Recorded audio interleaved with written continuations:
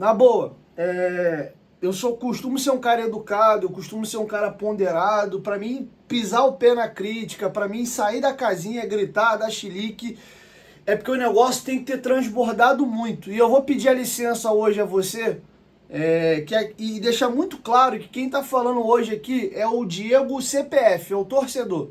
É o Diego Lopes, filho da dona Sandra, do seu Manuel. Aqui agora não é o apresentador, não é o comentarista. Hoje aqui é o torcedor que tá falando. Que jogo nojento, abjeto.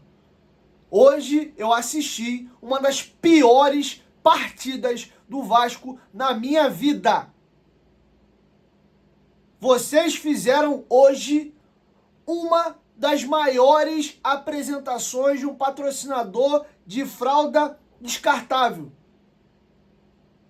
Vocês hoje pareciam que estavam fazendo uma publicidade para Pampers. Entraram todo cagado. Elenco de frouxo. Bunda mole. Bunda mole. Bunda mole.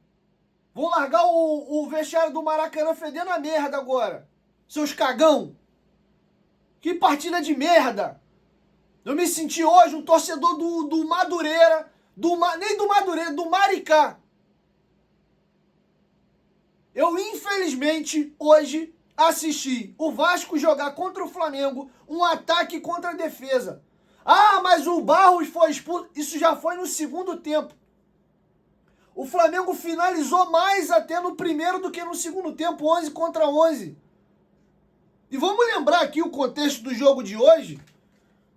O Vasco jogou até o dia 21, beleza, mas o Flamengo foi lá na ponte que partiu jogar o Intercontinental e terminou ali, acho que 4 dias antes da gente. Acho que o Flamengo jogou a final contra o Paris Saint-Germain, que teve prorrogação, que teve pênalti, né? Graças a Deus, obrigado, Safanov. O Flamengo jogou acho que 4 dias a menos que o Vasco, sendo que em termos de volume na temporada eles jogaram mais jogos que a gente. Então a diferença não é lá essas coisas, não. Os caras estrearam hoje contra a vontade deles, teve que ter reunião, porque o presidente passou por cima do departamento de futebol e falou: vai jogar o time principal. Principal. O Vasco tomou hoje um totó, foi amassado pelo time alternativo do Flamengo. Dos 18, 20 principais, tinha 60% em campo hoje. E alguns entraram no intervalo. O Arrascaeta não pisou nem em campo. Que vergonha que vocês fizeram hoje, cara. E aí, quem acompanha o canal, né? Eu organizo as minhas camisas bonitinhas por temporada, jogo, treino. Eu abri uma exceção e tô usando essa camisa aqui em homenagem ao seu Leonardo César Jardim. Léo Jardim, muito obrigado. Você hoje representou esse torcedor tão sofrido e sacaneado do Vasco. Você hoje foi responsável por manter de pé a honra da instituição. Se não fosse o seu Léo Jardim hoje, que fez uma das melhores atuações dele com a camisa do Vasco, o Vasco hoje tinha saído atropelado e goleado pelo Flamengo. Ah, mas a expulsão, vou falar disso daqui a pouco. E acho que muita gente vai nem concordar com o que eu tenho para falar aqui, mas não tô nem aí. Eu durmo com a minha cabeça no travesseiro em paz e eu falo o que eu penso.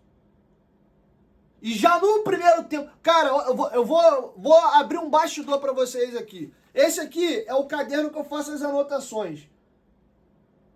Quase que eu não tenho espaço para anotar as finalizações do Flamengo.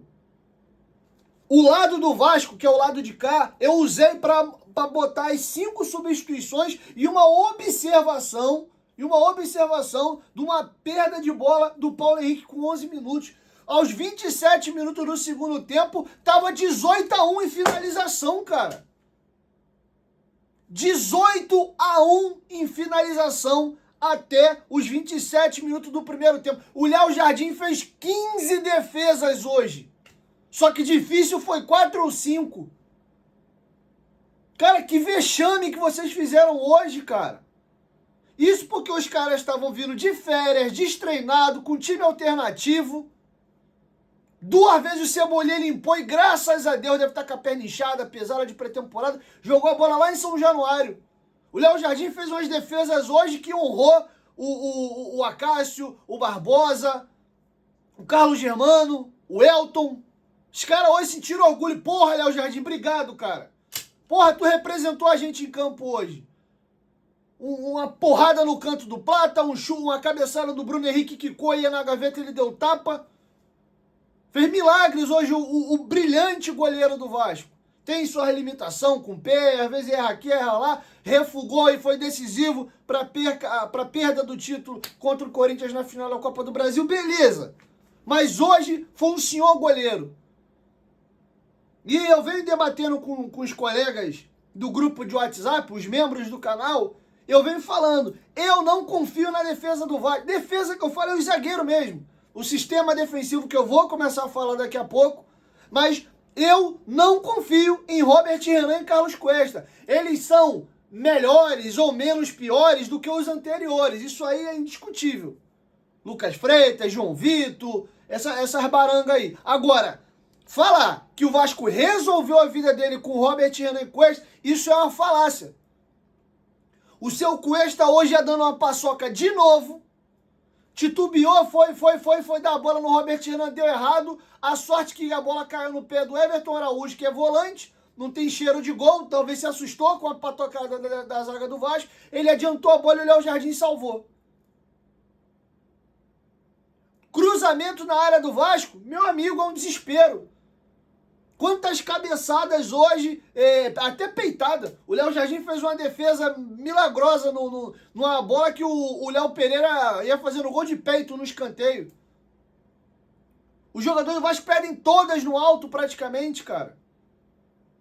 Aí vem aquele papo de altura. O Robert Renan tem uma altura padrão para zagueiro. O Cuesta ainda acaba o debate ali, ele tem 1,80 e tal. Mas nem tudo é tamanho, porque o Mauro Galvão era 1,80, 1,78, o Mauro Galvão se garantia no jogo aéreo. Vou nem entrar no mérito de estatura aqui. Então hoje, vocês fizeram uma partida nojenta, cara. Foi vergonhoso o que a gente viu. E aí, a gente precisa debater algumas questões aqui. O Vasco, ano passado, mostrou, e olha que o melhor do time a gente não tem mais. 50% dos gols foram embora agora com o Ryan e com o Verratti. Mas o Ryan, ou agora ou em junho, ia embora de qualquer jeito. O Verratti eu acho que foi a melhor opção mesmo, com o salário que ele ganha, com a idade, o tempo de contrato. Para ele foi excelente e a gente tem muita gratidão por ele. E se para ele tá bom, pra gente tem que estar também, tá? Mas o Vasco já era um time defensivamente horrível. Foi o quinto, quarto melhor ataque do campeonato e a quinta pior defesa. Como é que eu marco? Com Felipe Coutinho, hoje com GB, hoje com Nuno Moreira e hoje com Lucas Piton. São -4 marcando. Não tem um chupa-sangue nesse time do Flamengo. O Everton Araújo pega, o Pulgar pega, o Carrascal pega, o Plata pega, o Cebolinha pega e até o Bruno Henrique, que já tem seus 30 e alguma coisa, pega também. Flamengo subia as linhas, mordia o Vasco lá em cima, ou a gente dava um bicão e não conseguia trabalhar a bola, ou os caras roubavam a bola da gente. E quando eles tinham a bola, era o tempo inteiro o Vasco correndo atrás. O GB corre para não chegar, o Coutinho corre para não chegar. E aí, pensando na temporada 2026, de verdade, a depender do adversário, se for um Vitória, se for aí os times que vieram da Série B, beleza, São Januário, a gente vai ter mais a bola, ou até fora, a gente vai ter a bola e tal. Agora, jogos contra Flamengo, Palmeiras, Cruzeiro, Atlético, Botafogo, Fluminense, esses melhores times do futebol brasileiro, não dá, se a gente quiser competir. Porque o jogo você tem 2 fases, ofensiva e defensiva. Para você jogar com Nuno, Coutinho e Piton, velho. Olha, eu já segurei muita mão do Piton. O Vasco precisa contratar um lateral esquerdo de força.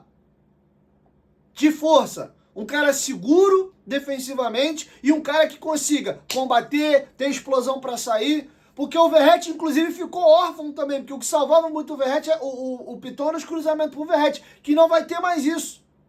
Ele não é esse cara absurdo de construir no chão, chegar tabelando, pisando. Não acho ele tecnicamente ruim, mas o Piton não tem força. A facilidade que hoje o Plata e o Carrascal passavam por ele é constrangedor. E aí, o Robert Renan, que já é um zagueiro muito titubeante defensivamente, fica muito exposto. Aí isso mascara, daqui a pouco que tu vai pegar times como Corinthians, São Paulo, né, Santos, esses times meio mais ou menos no nível da gente. E aí, mas quando você pega esses times que vão te amassar e vão vir pra cima de você o tempo todo, isso fica escancarado. E, gente, de novo, esse time do Flamengo tava aí estreando a temporada. Os caras talvez de ressaca, viraram o ano aí comemorando o Brasileiro, o Libertadores, deve ter enchido as Pacovinas aí, período de férias. Pô, foi vergonhoso, velho. Foi vergonhoso. E aí, indo pro lance capital do jogo, quem me acompanha há 6 anos sabe que eu sou um cara que procuro separar a minha paixão, o meu sentimento da minha profissão. Agora eu vou botar o torcedor de lado e eu vou falar como comentarista. Vou emitir agora uma opinião aqui sem clubismo, tá? Na minha visão, o Barros botou a bunda dele na janela. O árbitro foi rigoroso? Talvez. Ele poderia ter dado uma contemporizada, uma passadinha de pano. Pô, 5 minutos do segundo tempo, o jogo tá começando. Pô, é um clássico. Tu vai botar mesmo um time com um a menos desde os 5 do segundo tempo? Poderia. Mas falar que foi um absurdo, que foi um assalto, que foi um roubo, que foi um escárnio à expulsão do Barros, não foi, e eu vou explicar. Ainda que o Barros não tenha entrado para quebrar a perna do jogador do Flamengo, que ele tenha dado um pontapé violento, tem uma coisa importante que a gente tem aqui que comentar. E eu acho que o lance me lembra um pouco a expulsão do Hugo Moura contra o Fortaleza lá no Castelão. O Hugo Moura foi violento? O Hugo Moura quebrou o cara? Não. Mas o Hugo Moura no jogo do Fortaleza e o Barros hoje, hora nenhuma, eles disputam a bola. O lance do Hugo Moura eu ainda acho menos pior do que o do Barros, eu vou falar. Porque o Hugo sobe com a perna, ele tenta tirar no meio do caminho, mas ele ainda tinha meio que uma bola em disputa. Hoje era um contra-ataque pro Flamengo. O Cebolinha, que eu acho que foi quem ele pisou, não tava nem com a bola. Não foi aquele lance que o Cebolinha tá correndo, ele tá correndo atrás do cara, erra a passada e sem querer pisa. Não, a bola tinha passado, os dois jogadores estavam virando para correr atrás da bola. O Barros, que não foi violento, que não deu um pontapé, quando ele vê que o jogador tá correndo em direção ao gol, ele quis parar a jogada. Só que ele pisou a panturrilha do cara, pô, e não tinha bola em disputa e hora nenhuma ele tentou jogar, ele foi para fazer somente a falta. Só que tem faltas e faltas. Se ele é mais inteligente, ou se ele é menos burro que foi o que ele foi hoje, e o cara tá correndo, ele dá aquele famoso trança-pé, faz de conta que isso aqui é a ponta da chuteira, o cara tá correndo, e ele dá aquele toquinho para fazer o cara bater pé com o pé, tropeçar e cair. É muito fácil fazer isso. O cara tá passando do tuque, devagarzinho, só resvala pro cara tropeçar no pé, ele ia tomar o amarelo. Só que o burro, ele me faz o quê? Ele pisa a panturrilha do jogador sem intensidade, não foi um bico, repito. Ele não deu-lhe uma porrada para quebrar a perna do cara. Só que ele quis sim parar a jogada, não disputou a bola hora nenhuma e ele pisou de cima para baixo. Aí tem outros fatores, né, que ninguém que é idiota. Era o Flamengo correndo risco de entrar na zona de rebaixamento para jogar o quadrangular final de rebaixamento. A gente não é nenhuma criança, a gente não nasceu ontem e a gente sabe que a camisa do Flamengo e o momento que o Flamengo tá passando no campeonato pesou. Pesou. E aí o juiz, meu amigo, a oportunidade tá aqui. O idiota por trás, sem bola em disputa, pisa o cara. Barros, obrigado, toma o vermelho aí, ô seu otário. Que foi o que o Barros foi hoje. Ele podia passar um paninho? Podia. Podia contemporizar, pô, não dei amarelo, não vou estragar o jogo, fazer de conta que eu não vi, dar um esporro, falar que a próxima era o... Podia. Ele foi rigoroso. O Barros se colocou na condição e ele foi lá e, meu irmão, vou aplicar e pronto, toma no vermelho. Agora, falar que o Vasco foi roubado, que foi um absurdo, não foi. O lance é interpretativo. Não tem disputa de bola, ele pisa. A mesma coisa é um tapa. Tapa não tem intenção. Se o jogador acerta o rosto do outro com um tapa, com uma cotovelada, mesmo que sem intensidade, mas sem disputar a bola e com a intenção de dar a cotovelada, mesmo que não seja forte, ou tapa, é lance de vermelho. Porque é a integridade física de um atleta, a panturrilha dele, com ele correndo. Óbvio que é. Então, eu acho que o lance hoje da expulsão, na minha opinião, é isso. Dá pra expulsar? Dá. Ele expulsou. Foi um absurdo? Não. Ele foi rigoroso? Foi. Ele podia ter dado uma passadinha de pano e ficar no amarelo. Porém, eu preciso falar do seu Barros aqui. Porque o Barros, de vez em quando, ele se perde no personagem dele de Pitbull. Ele acha que ele tem que resolver tudo na porrada. Vamos lembrar aqui que tem coisinha que a gente planta que a gente colhe. É que a gente estava na final contra o Corinthians, não sei o quê. Pra gente, como vascaíno, não fazia muito sentido comentar esse lance, mas eu vou aproveitar a oportunidade para abranger o tema Barros. O que o Barros fez no clássico contra o Fluminense não se faz. O que ele fez, Diego? A entrada que ele deu no maluco lá, o cabelinho lá de He-Man lá que veio do Atlético Paranaense. Me deu branco agora aqui. Não. O Vasco, quando classifica ou quando faz alguma coisa assim, ele pisa no escuro do Fluminense e chuta. Isso não se faz, cara. Se fosse o contrário, um jogador do Fluminense pisando no nosso escudo e chutando, a gente ia ficar puto da vida. E a vida, ela é gira, e tudo que a gente planta, a gente colhe. Como é que acabou a Copa do Brasil do Barros? Sendo humilhado de cu no chão pro jogador do Corinthians com a gente vice-campeão. Então, Barros, acho que tá na hora de você refletir algumas coisinhas, que você tem talento e tem qualidade para não se perder no personagem de achar que vai resolver as coisas na porrada. Porque hoje tu foi burro. Tu podia até ter, que não era nem um lance, aquela coisa assim, não, cara, ou troca a expulsão pelo gol. Não, cara, era um lance controlado, a zaga do Vasco estava postada, pra que ele fazer aquilo? Tenho muito minhas dúvidas se fosse o contrário, e acho que o juiz ia pipocar e não ia expulsar. Se fosse o Pulgar pisando no Andrés Gomes correndo naquela jogada igualzinho. Porra, o Flamengo tá lutando contra rebaixamento, não sei o quê. Amarelinho, é isso mesmo, tá começando o jogo, ia ficar por isso mesmo. Até isso você tem que ter na tua cabeça, cara, o jogo que você tá jogando contra o Flamengo, que já é protegido pela mídia, pela arbitragem, num momento que os caras estão sendo obrigados a botar força máxima para não jogar um quadrangular final, e tu me faz uma merda dessa?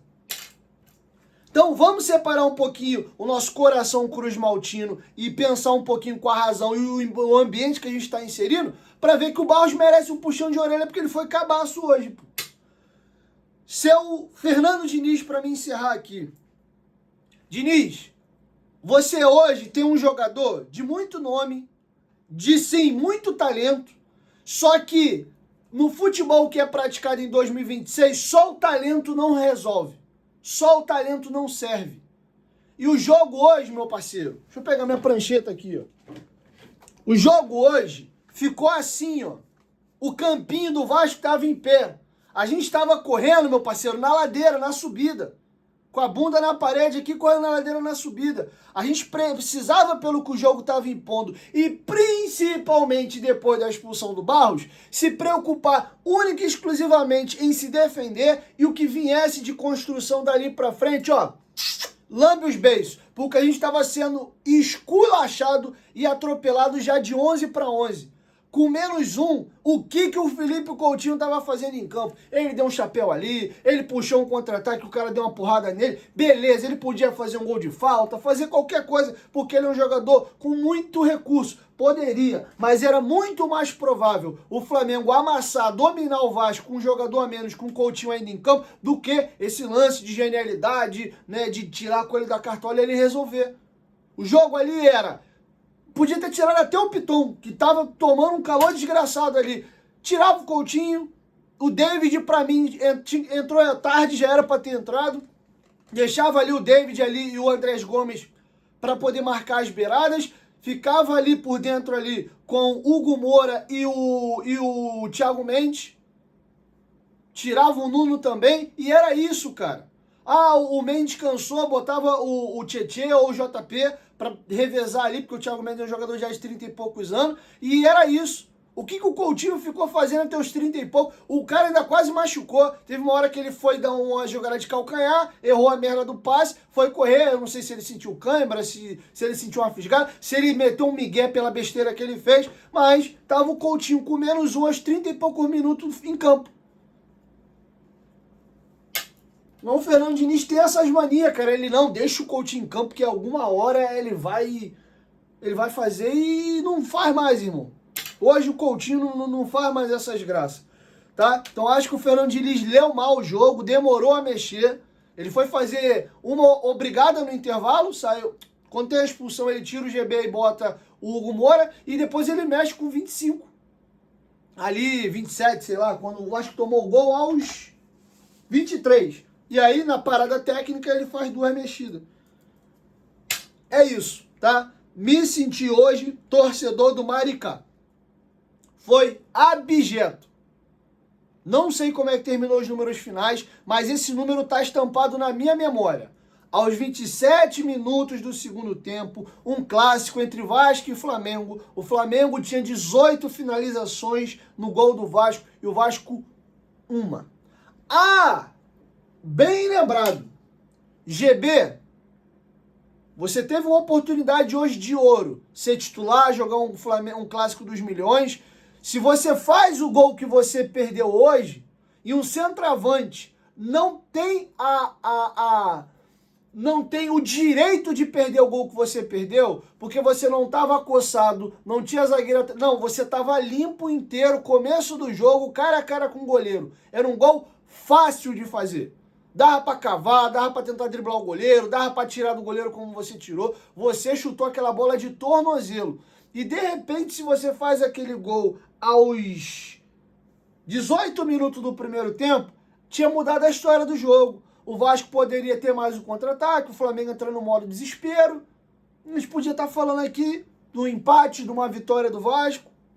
Mas você teve hoje a bola do jogo no teu pé, que teríamos tido um outro jogo, e você se acovardou e chutou a bola para fora.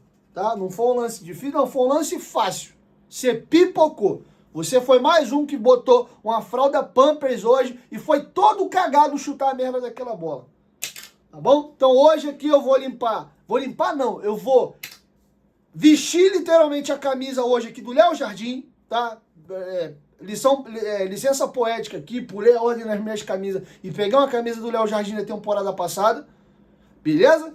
E o Andrés Gomes, que é o único jogador de linha do Vasco que tinha culhão hoje, de me dar a bola aqui que eu vou tentar fazer. Deu pena desse rapaz. Era toda hora ele contra o mundo. É a bola que ele estava impedido, que ele vai arrastando e chuta na trave. É a bola que ele vai arrastando meio mundo e dá no GB. E o GB todo cagado. Tenta dar uma caneta imbecil na lateral e perde a bola.